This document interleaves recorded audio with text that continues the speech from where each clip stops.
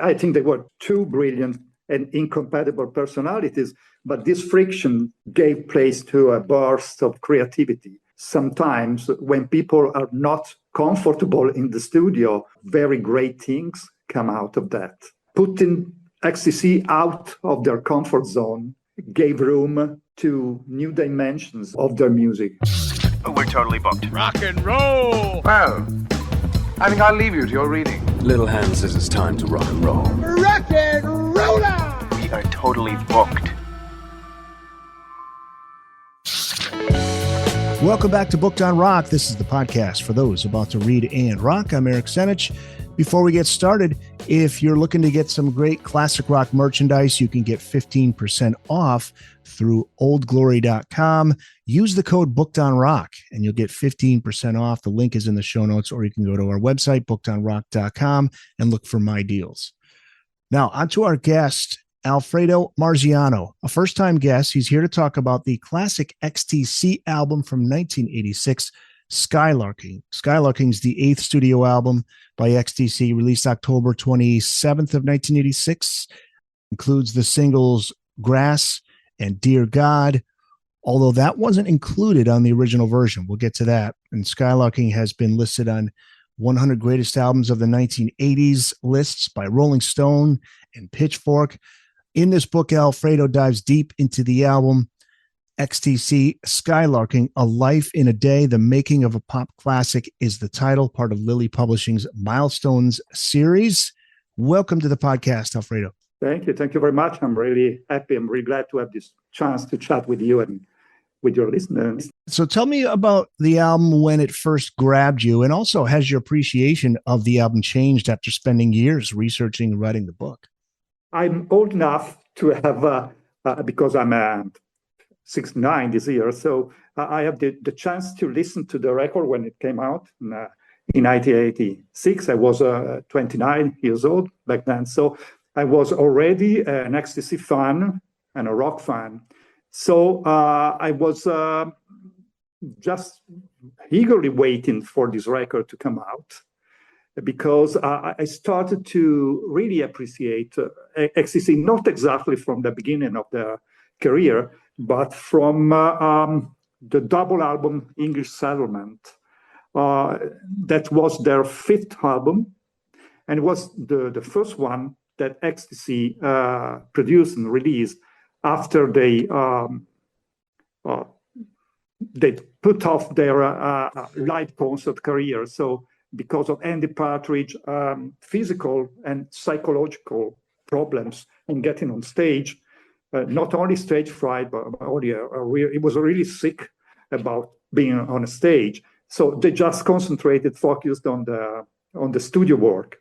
And English Settlement was the first one of these albums that were made focusing just on the studio work. And from that point on in particular, I was interested in XTC more in their more melodic side. They used to be a really nervy, new wave band before that. I appreciate very much albums like the Black Sea, that was the one before English Settlement, and Drums and Wires too, the third album. But I think the English Settlement opened a door for them in researching sounds, and opening really a new door, a new landscape for the record. So it was always a dream of mine to have a chance to write a book about this record. And the key for that were having the XTC. It asked Andy Partridge, Colin Moulding, and Dave Gregory to accept to talk extensively about that record with me. And when this chance opened for me, I think, okay, that's the right time. And from the time on, it was not so a long process, because a part of the writing was their job. The interviews I made with them made the bulk of the book. I'm completing it with many interviews that I've taken from multiple sources.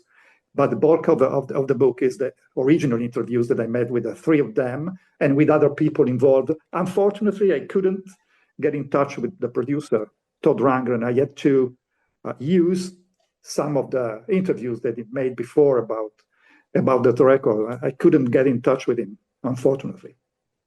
Anyway, I got in touch with an assistant of him at his studio, and it was a really, really important source of information for me. The name of this guy is Ralph Lagnini.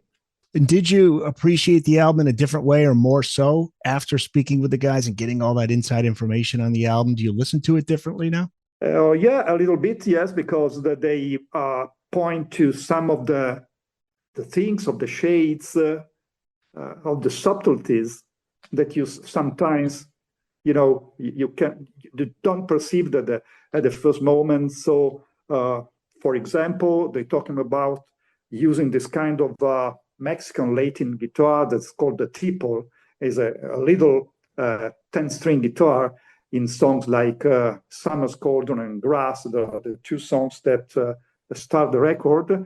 I was not exactly aware of that. And yes, now I listened more intently to the sound too, but when I listen to the record now, and so with many other things, yeah. Yeah, it does that for me as well. For example, in another song that's called The Meeting Place, they used the factory hooter that was calling the workers to work in Swindon, in their hometown in England. And this is another important touch of... and then it's also good, interesting for me to know some of the landscape, the imaginary landscape that they had in their heads when they were writing and playing those songs. There are songs very much informed, even if they recorded in the US. This is a very quintessentially British album, very much rooted in England and in Swindon, in their hometown. Yeah, the main lineup, you did mention the three main guys that you spoke with: Andy Partridge, lead vocals, guitar; Colin Moulding, vocals and bass; Dave Gregory, vocals, guitar, piano, synths, and string arrangements. Credited as, quote unquote, the part of the time bomb is drummer Prairie Prince, and Todd Rundgren produced it. And you read about Andy Partridge's breakdown and the band's decision to stop touring in 1982. You just mentioned that. And heading into the album, Virgin Records essentially gave XTC an ultimatum: find a new direction or work with an American producer who could help the band in the US. How much pressure did that situation place on the group? And do you think Skylarking would have been a completely different album had those commercial pressures not existed? I think so, because as I remember, I think it's Dave Gregory that says that until that point, XTC used to have quite of a free hand in choosing the producers and choosing and the sounds of the records. When they were confronted with Todd Rundgren, who is a very, quite strong personality, they have to face a man who had a real clear idea of what he wanted the record to sound like. And this, pushed to give way to a strong personality clash between him and Andy Partridge, who is the more, strong-willed musician in XTC and also the main composer. And so, yes, of course, the mark of Todd Rundgren is very much present in this record. I think it could have been a very, very different record if another producer had been chosen to work on it instead of Todd Rundgren. This is even Andy Partridge now recognizes that Todd made sometimes the very, very clever decisions, and he left a very strong mark on the record. But it was for a good cause. It was for a good goal. Chapter 3 paints a vivid picture of XTC arriving in Woodstock and finding Rundgren's rustic Utopia studios. Several accounts describe the studio as somewhat chaotic, mouse nests in the Chamberlain, equipment scattered around, and a less than glamorous setup. Before Rundgren even arrived, the band spent days rehearsing and preparing songs. What were Rundgren's first impressions of XTC and the material that they brought with them, and how quickly did it become clear that his vision for the album might differ from theirs? When Todd listened to the demos, he had already an idea of the sequence of the songs and how to put them in the record, which one to select, to pick up, and which one to discard. And that was a big shock and a big surprise for Partridge in particular, that was used to a totally different way of working, to scatter ideas around, to have maybe 20, 25, 30 songs, and then let them develop naturally, organically, and after that, choosing the best ones. Instead, Todd, from the very beginning, said, no, these are the 13, 14 songs that we are going to use. So this is the sequence of the songs. Just put them on tape with the right sounds and with the right arrangements and with the right performances. So a big shock for them and for Partridge particularly. There's another thing that happened. They were not used to. They didn't begin to work with the drummer. They started recording the record without a drummer, so they had to use the click tracks, and it was quite, displacing and discomforting for them. Just after they went to San Francisco, Prairie Prince put the drum tracks on the songs. Chapter 4 gets into one of the most fascinating aspects of Skylarking, Todd Rundgren's highly structured production methods and the creative friction that they created with XTC. One of the most surprising revelations is that Colin Moulding was often recording bass parts, like you say, before Prairie Prince's drums. How unusual was Rundgren's recording process for that time? Rundgren was quite used to doing things this way. He also used to record whole albums by himself, playing all the instruments. So he thought maybe that other musicians could be easily, convinced to work this way. Colin Moulding had these problems too in playing bass just with a click track, just imagining where the drum beats were going to be, just in his head. But he was more flexible in his way, like Dave Gregory was, because Dave Gregory was the only one of the three that was already a fan of Todd Rundgren productions and records, and was very happy to work with him, while Partridge was really at loggerheads with his way of working. Well, the conflict between Partridge and Rundgren, that's chapter 5 gets into. It's a legendary conflict, you could say. The title, Two Hitlers in a Bunker, and it perfectly captures the reputation of the Andy Partridge Todd Rundgren relationship. Todd Rundgren argued that Andy's tendency to endlessly revise songs had become a problem, while Andy felt Todd was stifling his creativity. After researching both perspectives, do you think either side was more justified, or were they simply just two brilliant but incompatible personalities? I think they were two brilliant and incompatible personalities, but this friction gave place to a burst of creativity. So sometimes when people are not comfortable in the studio, very great things come out of that. Putting XTC out of their comfort zone gave room to new dimensions of their music. I think that Todd Rundgren input can't be underestimated. So do you think Skylarking is one of those rare cases where creative tension actually elevates the work beyond what either party might have achieved alone?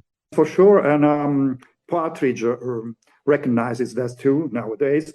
He was a great, great arranger of sounds, of strings, or brass. And there are some songs on the record, like Mermaid Smile or The Man Who Sailed Around the Soul, where he made a really astounding work in a very short time with brass and strings. He added some kind of jazzy undertones and touches to the songs. I don't think that XTC could have arrived at the target without him. 14 tracks in all. Let's get to some of the standout tracks now. The album opens with Summer's Cauldron. One of the most fascinating details here is Andy's explanation of trying to translate colors, heat, and visual images into chords and sounds.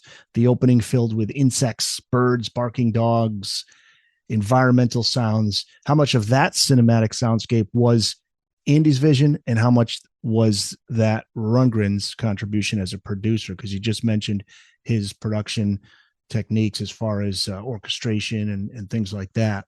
Well, in this case, I think that Andy had already in his original ideas the kind of ambience, the kind of mood that he wanted to reach. So this kind of a very lazy summer feel.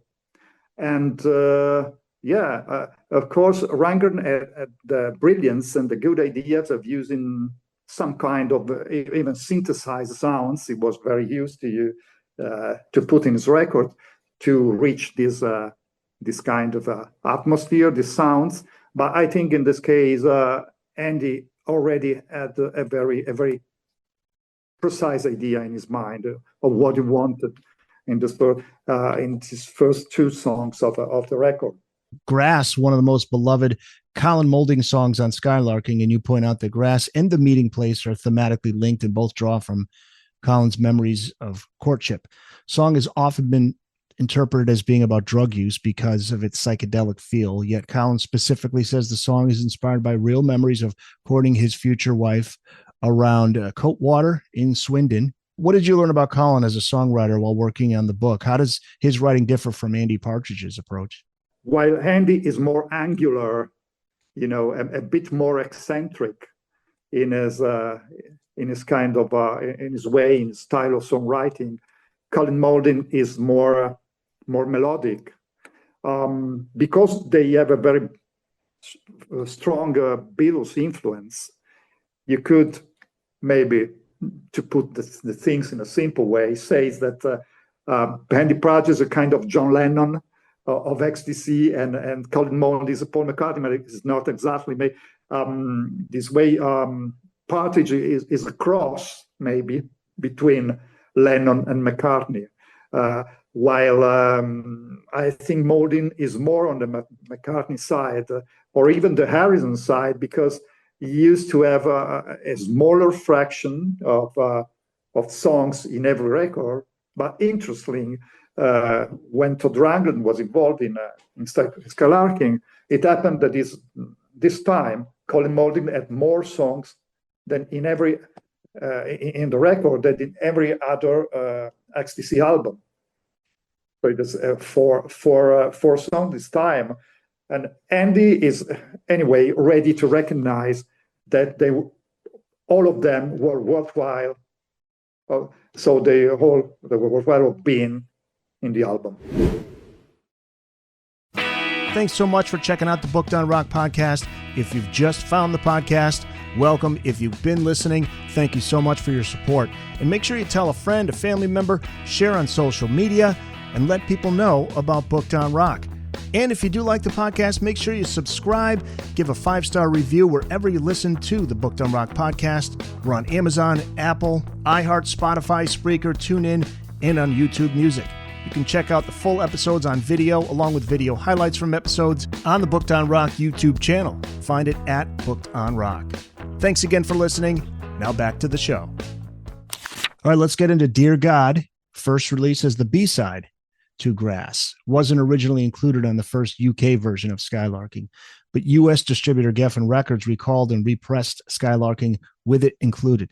How does a B-side end up becoming one of XTC's most famous and defining songs? There's a funny story, even a bit strange story. Andy and the head of A&R at Virgin in UK, it was called Jeremy Lascelles or something like that, were worried that this song could provoke some kind of strong reaction in the Catholic circles in America in particular, and they were right in saying this. But Andy himself didn't recognize the value of the song in the first place. Maybe he doesn't think even now that Dear God was one of the best songs of the record. But this time, Todd had his voice, and he was right, because that was the song that caught the ear of the American audiences, thanks to college radio in particular, and to a video that was played on MTV. Of course, there was a strong reaction about the contents of the song, because this is an atheist song. But that opened the door for XTC on the American market. So this time, Todd was on the right side, and Andy maybe underestimated the value of the song. He thought it was a bit simplistic in the lyric. He thought that he had to develop more deeply the thought and the meaning of the song. But I think that it's the target very, very strongly in a way. So Sure. And one of the most memorable elements of the song is the child's voice. What's the story behind that? Who is that? How did she become part of that track? That's another funny story, because as many other people that listen to the record, seeing the video on MTV, I was convinced that the voice was a voice of a little child, a male child. Instead, it was sung by a small female singer. She was maybe 9 or 10 or 11 at the time. It was a friend of friends in the Todd Rundgren circles in Woodstock, and so she had already sang live with his parents. She was used to go on stage with her parents, and very quickly she was called upon on the studio and made these opening lines and closing lines of the song. So it was a very simple thing. She was not sure what was happening until the record came out. She didn't know if her voice was in the song or not. Yeah, it's simple, but it's powerful. That child, the innocent child's voice. Yeah, it just added a whole other element and just strength to the emotion of the song. Alfredo Marziano is the author of XTC Skylarking, A Life in a Day, the making of a pop classic. One of my favorite tracks is That's Really Super, Super Girl. The song is often remembered as a playful comic book inspired pop song, but Andy Partridge suggests it's really about romantic disappointment and being the dumpee rather than the dumper. That was another point of contention between him and Rundgren, because when Rundgren listened to the demo, he immediately said, "This is the single." And Andy was not convinced at all. He thought maybe it could be a B-side. He didn't reckon it as one of the stronger songs on the record. And but anyway, he has a kind of very alternative rock, in a way, feel to it that was very in tune with what the college radio in America used to play at the moment. So Todd Rundgren had the ears attuned to that, so he knew that it could be one of the catchiest songs on the record. So this is another example of how having this different ears listen to the record of a man who has the experience and the ear of Todd Rundgren was a big addition to the record. Let's talk about the guitar. One of the most fascinating stories in this chapter involves Eric Clapton's famous painted Gibson SG, The Fool. It's used during the sessions. How significant was that guitar's contribution to the track? And what did Dave Gregory tell you about playing such a legendary instrument?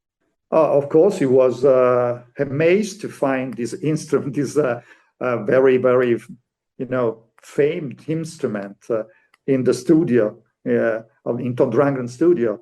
It was not in great shape, maybe, but Dave was a very, very clever instrumentalist, and he also knows how to manipulate, to work on the guitars, put the things correctly, put new strings on that, and so on.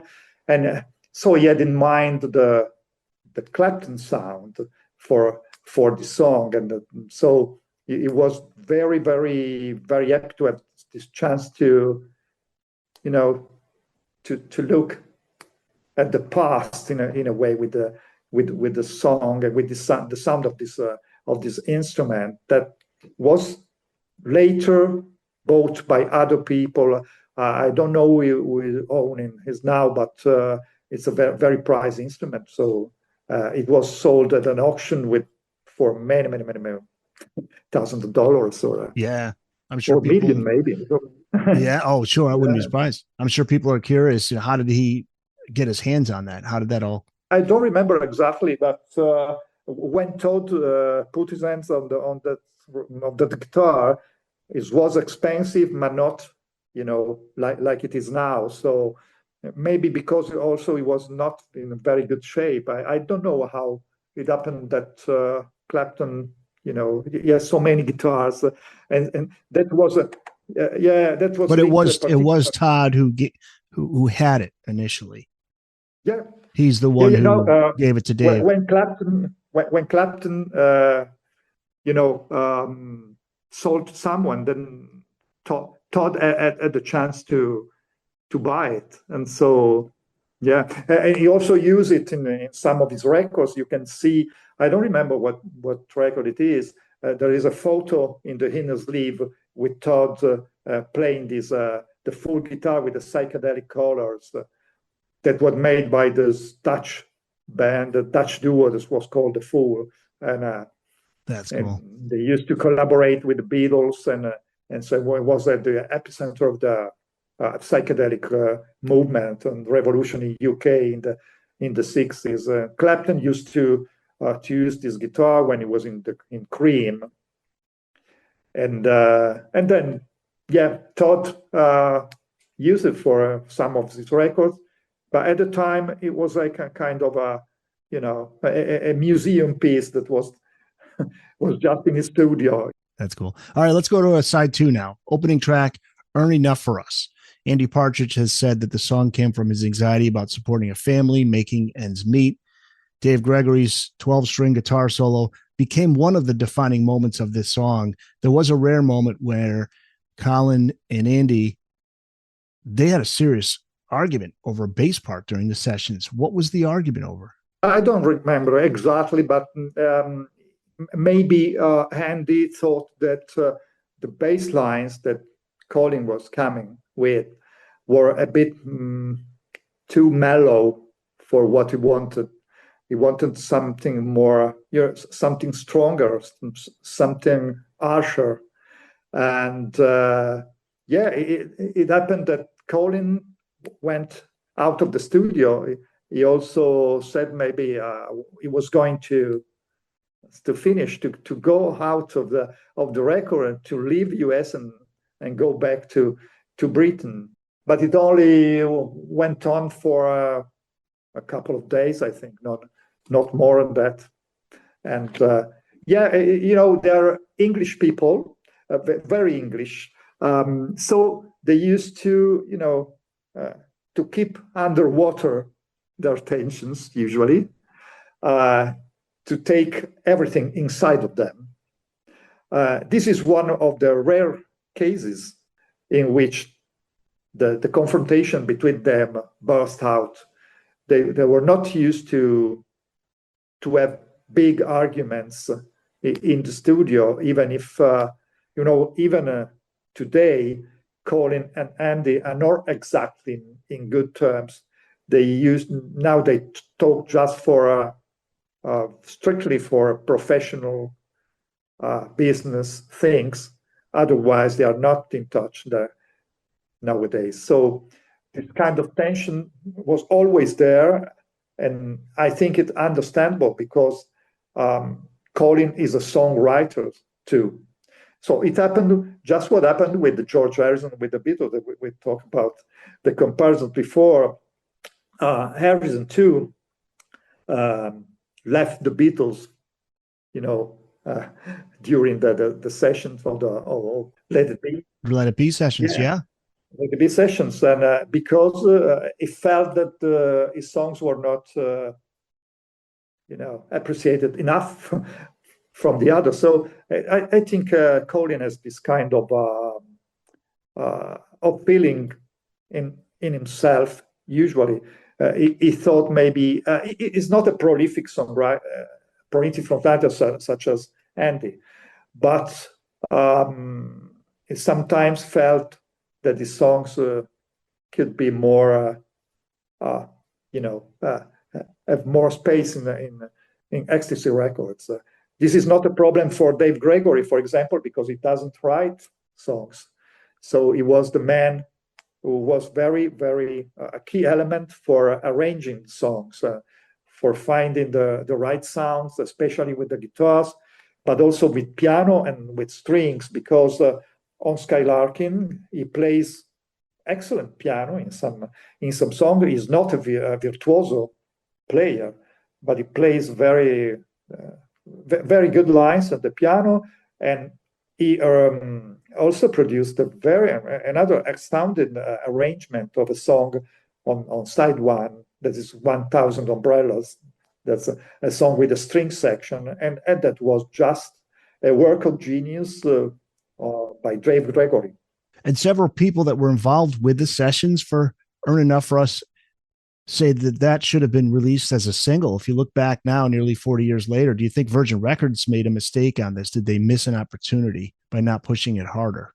It's difficult to, to evaluate these things later, because it's another song with chiming guitar, a bit reminiscent maybe of Birds, or maybe R.E.M. or the other bands that were around at the time, but who knows? I thought that Grass was a great single, but it didn't go anywhere. So right, you never know. It's always hard to tell. Yeah. Well, the album opened with Summer's Cauldron, eventually closes with Sacrificial Bonfire. How important was Todd Rundgren's sequencing concept in transforming these songs into a complete life cycle narrative rather than simply the first and last tracks on an album? Because you did talk about he had an idea in mind for the track sequencing. Is what I say in the title of the album, A Life in a Day. So you wanted to kind of to chart what happens in the life of a man, but also to put the things in order to show how it happens with the season, the cycle of the seasons. And so this was a kind of a narrative arc that he had from the beginning, and I think that that's a very important element of the record. So the sequences in the case of this record is very important, even if it's not a concept album. But you can't scramble it so much. There were other clashes about what songs to put in and what songs to put out. So when Dear God was finally included in the US version, because of the limits of the length of the vinyl, they had to put out a song, and they chose to put out Mermaid Smile. And Todd Rundgren was not agreeing with this decision. He thought that the song to sacrifice was Another Satellite. That's maybe he's right, because it's a different mood from the rest of the album. It's a more electronic sounding song, and Todd doesn't like it at all. I like it very much, but maybe it's a bit out of place, you could say. Maybe now I'm used to listen to it, so I'm accustomed to have it on the rack. But I think maybe it would be better. It would have been better to take Mermaid Smile in and take out Another Satellite. But Andy was not of this idea, because he very likes much that song. It's an important song for him. Find the Booked on Rock website at bookedonrock.com. There you can find all the back episodes of the show, the latest episode in video and audio, links to all of the platforms where you can listen to the podcast, plus all the social media platforms. We're on Blue Sky, Facebook, Instagram, TikTok, and X. Also, check out the Booked on Rock blog, find your local independent bookstore, find out all the latest hot rock book releases, and before you go, check out the Booked on Rock online store. Pick up some Booked on Rock merch. It's all at bookedonrock.com. Now on to the controversial original cover artwork and the Todd Rundgren Andy Partridge mixing feud. Let's start with the cover artwork. The original cover for Skylarking was rejected because Virgin Records felt it was too controversial. It was finally restored years later. What was on that cover, and do you think the label overreacted, or can you understand why they were nervous about it, releasing it at that time in 1986? Well, I remember that record shop owners and mega stores in the UK say, no, we can't put this on the shelves. And I think, maybe they were right. Is a bit, a bit strong. So I personally prefer the second version. So the album, the cover that came out, I think it's more evocative, more poetic in a way. Andy Partridge took it from a painting in a book that he had at home, and it was a quick decision anyway to have this second version. I think this is better than the original idea. I understand the point in Andy when he said that the original, the pubic image, had kind of a very healthy feel that he wanted to communicate with the album. But I think that this image is more evocative, is more kind of old-fashioned, but very attuned to the sounds and the songs on the record. So I can see what Virgin thought about it. And, I think they were clever in saying, no, it's better to have another cover, because they already a bad feedback from the retailers. All right, so let's talk about the mix now. So Todd Rundgren has consistently rejected the idea that he delivered a flawed mix. Andy Partridge remained convinced something was wrong.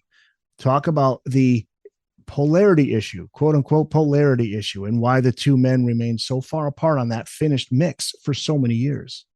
I've listened to the record, of course, in a different configuration mixes, and I can see personally a very strong difference between the two.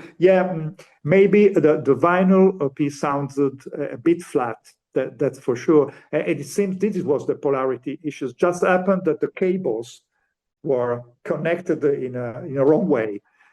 So it's a very simple, maybe stupid mistake. I don't know who made it. Maybe a tape operator or something, or someone like that. And it sounded like it was a bit flat. But when it came out on CD, I didn't see this great difference between the original version and the one with the polarity corrected. The one with polarity corrected is one with the original cover that's come out in this way too. So maybe this is another one of the, Andy Partridge sometimes that is strong ideas, and it's difficult to make it change his mind about things. So, for example, Todd Rundgren has always, said this is kind of bullshit, not a very important thing. So it's another funny thing, and yes, maybe with the polarity, the correct polarity version is brighter in sound, maybe is a bit deeper, but I think you need a very high-end equipment maybe to detect the differences. When Skylarking was released in '86, only a modest commercial success. Why do you think it took years, perhaps decades, for listeners and critics to fully appreciate what XTC had accomplished? Well, in the US anyway, it was an important record for XTC. It saved their career. So it's a very important album for them. It literally saved their career because, as I said before, it opened the doors and the gates of the college radio and the rock audiences in America. Maybe the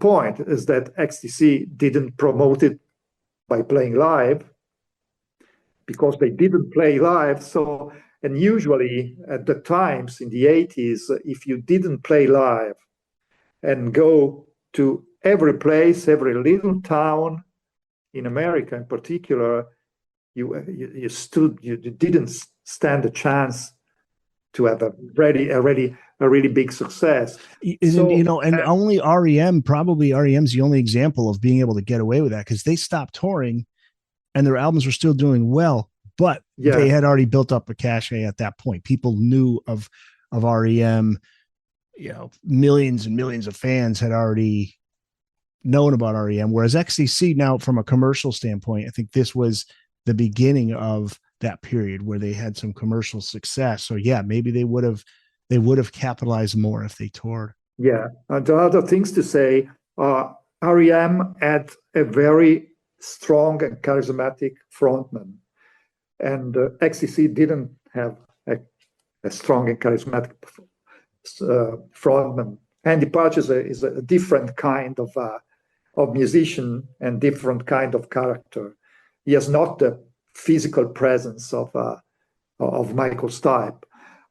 For sure, Peter Buck is a big fan of XTC, and you can detect it in his music sometimes. And but anyway, I think they didn't have the look, the image for being a mass market rock group. This is, I think, that the person. The other thing that I said, they were not playing live, but it was also a very difficult. It would be a very difficult record to play live. When they did Oranges and Lemons, it was the following record, and it's another record who had a good success between the rock audiences and the college radio in America. They did a clever move. They just did kind of a very, very small promotional tour in radios and TV, playing just acoustically the songs of the record. Maybe they should have done something similar for Skylarking to open the market to it. Anyway, it was, as I said before, it was a real lifeboat for them. Well, and of Simpleton is just an absolutely perfect pop rock song. King for a Day is another song King from for a the Day. record. Yes. Great song. So I think maybe you answered the question, but what do you think the lasting legacy of Skylarking is nearly 40 years after its release? Not just for XTC, but for popular music as a whole. And I think you answered it, but what do you think that is? I think this is a very good example of what the craft of making pop songs mean. Because if you listen carefully to the record and read what the musicians involved say about how it was created, you see how much effort and how much creativity was put into a record like that. So they always say that when a great record is made by a great song, a great performance, and a great sound. And I think this record has these three elements very, very strongly in it. It's not a thing that you find every day or in every record. And so I think this is one of the reasons why it's still very relevant. Great songs, great performance, because as I said before, there are some details that you, even after 40 years of listening to it, you sometimes find, something clicked in you. Wow, this is the tipple. This is, I said, the sound of the chamberlain. And what's this sound that's like timpanis, but it has no timpanis, it's just drum kit. And you even found these very little details that make it magical every time you listen to it. So this is why it's always fresh every time you listen to it. It's one of the usually many of the record of the 80s sound dated now. In this record, there's this use of some instrument that you can say are dated now. That the Fairlight CMI synthesizer back then was a real, innovator of music, was a kind of, magical new instrument. Nowadays, this kind of sounds maybe are not so fresh, but it doesn't affect the overall sound of Skylarking. This still sounds very fresh. At the core of it, for me, as always, there are the songs, and the songs are really great. Thanks so much for checking out the Booked on Rock podcast. If you've just found the podcast, welcome. If you've been listening, thank you so much for your support. And make sure you tell a friend, a family member, share on social media, and let people know about Booked on Rock. And if you do like the podcast, make sure you subscribe, give a 5-star review wherever you listen to the Booked on Rock podcast. We're on Amazon, Apple, iHeart, Spotify, Spreaker, TuneIn, and on YouTube Music. You can check out the full episodes on video, along with video highlights from episodes on the Booked on Rock YouTube channel. Find it at Booked on Rock. Thanks again for listening. Now back to the show. XTC, Skylarking, A Life in a Day, the making of a pop classic. Out now through Lily Books, and find it wherever books are sold. Look for it at your nearest bookstore. Go to bookedonrock.com to find your nearest independent bookstore. And if people want to find you online, Alfredo, are you available through social media, website, anything like that? I'm not available on a website. I just have a Facebook profile. I'm not so using so much social media, but I'm quite active on Facebook with my name Alfredo Marziano. That's perfect. Yep, we'll put the link in the show notes, and we look forward to having you back on again in the future, Alfredo. Do you have any projects in the works right now? I have some projects in mind, or another one maybe with XTC too, but it always depends on the availability of the musicians. So I wanted to make other books in this milestones thing, but it depends on the musicians. If I have the chance to talk with the musician and let them be the real protagonists of the book and to talk, that's okay. I can go to develop other projects. Otherwise, I'm not interested in writing an essay about a record. I think there are many of them on the marketplace. So the important thing for me is to have the artist to say his things, to talk about their writing and recording process. So something is mine, but at the moment I'm still waiting for some artist to give me the red light, the green light. But surely I have the project to go on with other books like that. Well, you're welcome back anytime to talk about those books. And you mentioned the Milestone series, which is a great series from Lily Publishing.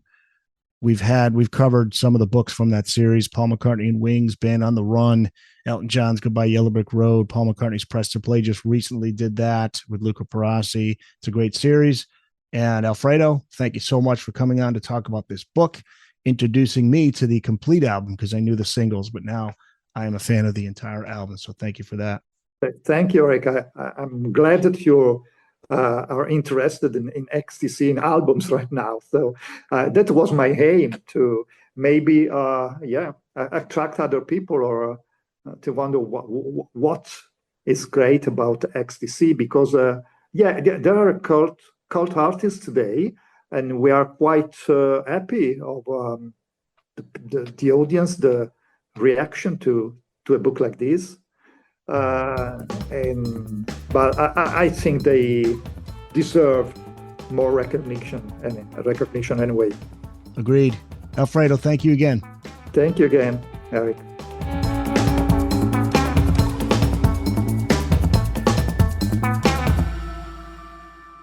That's it.